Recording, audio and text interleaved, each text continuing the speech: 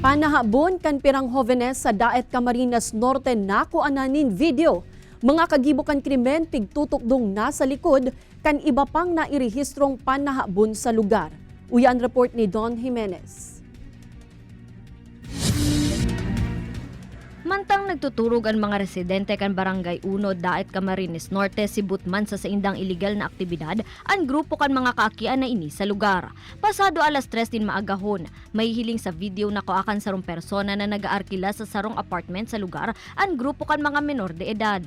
Nagsakat ini sa sarong poste asin pirit na pigbubutong ang mga wire na nakatakod digdi. Sigun kay Maria bako niya totoong pangaran, pasimple niyang pigkuaan atensyon kan mga aki alagad nagpadago sa naan mga inisa sa indang pigigibo. Saro sa mga kaibanan niya sa harong ang naglapag sa mga kaakian alagad ay inabutan. Gusto ko po silang sigawan kaso po puro po kami babae dito. Tsaka yung gate po namin is hindi po siya Basado sa pahayag kan pirang mga residente, kadalasan na igwang nawawarang mga gamit sa mga harong sa lugar. Pigkumpirmar man ini ni Barangay Kagawad Neil Yangke. Katunayan, persons of interest na subuot ang mga ini sa mga insidente ninharabunan sa barangay.